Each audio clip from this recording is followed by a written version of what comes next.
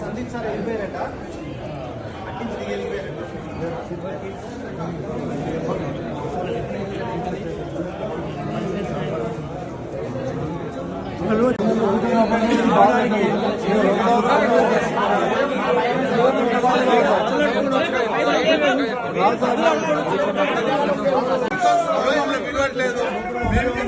ఈ మధ్య కాలంలో మనం చూస్తున్నాం. గతంలో కూడా 30% కమిషన్ అంటూ కూడా ఇటు ప్రగతి భవన్ చుట్టూ కాంట్రాక్టర్లు ధర్నా చేసినటువంటి విషయం తెలిసిందే. తర్వాత సెక్రటేరియట్‌లో కూడా ధర్నా చేసినటువంటి విషయం తెలిసిందే. ఇప్పుడు ఏకంగా రేవంత్ రెడ్డి ఛాంబర్ ముందు కూడా ధర్నా చేయడానికి వచ్చినటువంటి కాంట్రాక్టర్లు దాదాపుగా 5, 6 రోజుల ముందు ఆ కాంట్రాక్టర్లు మాకు రావాల్సినటువంటి డబ్బులు మాకివ్వండి.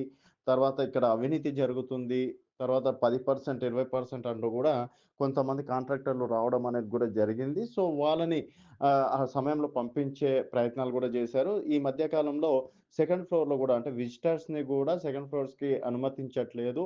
ఈ ధర్నాలవి అనేది సెక్రటేరియట్‌లో నిషేధించినటువంటి అంశం. అందుకని చెప్పేసి ఈ 3 రోజుల నుంచి సెక్రటేరియట్‌లో విజిటర్స్ విషయంలో కూడా చాలా జాగ్రత్తలు పడుతున్నటువంటి విషయం కూడా ఈ మధ్య కాలంలో మనం చూసినాం. అయితే ఆ మధ్య ఎవరైతే సెక్రటేరియట్‌లో ధర్నా చేశారో వారిని ఈరోజు అరెస్ట్ చేయడం అనేది జరిగింది. మరి ప్రభుత్వం ప్రజలందరినీ కలుస్తాం. ఇది ఇందిరమ్మ రాజ్యం అని గొప్పలు చెప్పుకుంటున్నటువంటి ఈ ప్రజా పాలనలో మరి ఈ విధంగా అంటే కాంట్రాక్టర్లు తమ హక్కును గూడా, తమ బాధలు గూడా విన్నవించుకోవడానికి ఈరోజు సెక్రటేరియట్‌కొస్తే ఈ విధంగా అరెస్ట్ చేపియడం అనేది దారుణం అని చెప్పేసి కూడా చెప్పడం అనేది జరిగింది. ఇక్కడ చెప్పేది మాత్రం మేమందరిని గెలుస్తాం. ముఖ్యమంత్రి అయినా సరే, మంత్రులైనా సరే, ఎమ్మెల్యేలైనా సరే, ఎంపీలైనా సరే ప్రతి ఒక్కరం ప్రజలకు అందుబాటులో ఉంటామని చెప్పేసి చాలా గొప్పగా చెప్పుకునేటువంటి ప్రభుత్వం. ఈ విధంగా అంటే వారి సమస్యలు చెప్పడానికి సెక్రటేరియట్‌కొస్తే కూడా ఈ విధంగా అన్యాయంగా అరెస్ట్ జేయడం, చేపియడం ఇదేంటి అని జెప్పేసి గూడా కొంతమంది ప్రశ్నించడం అనేది జరుగుతుంది.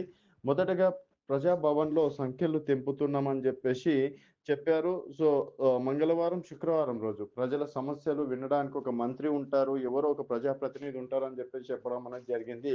తీరా జూస్తే ప్రజాభవన్ పూలే భవన్‌గా ఇప్పుడు మార్చడం అనేది జరిగింది. మరక్కడ ఎంతమంది సమస్యలు పరిష్కారం అవుతున్నాయి అని ఇటు బీఆర్ఎస్ నాయకులు చెప్తున్నటువంటి మాట.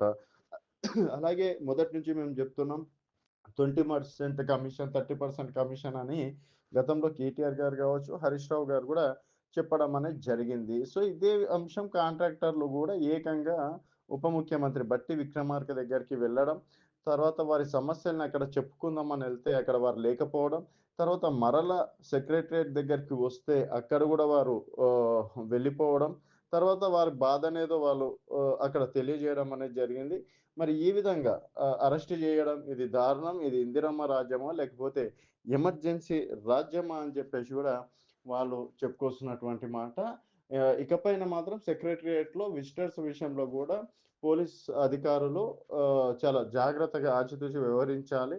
ఇలాంటివి సెక్రటేరియట్ ఇలాంటి ప్రదేశాల్లో మాత్రం నిషేధించినామని జెప్పేసి గూడా చెప్పుకొచ్చినటువంటి మాట.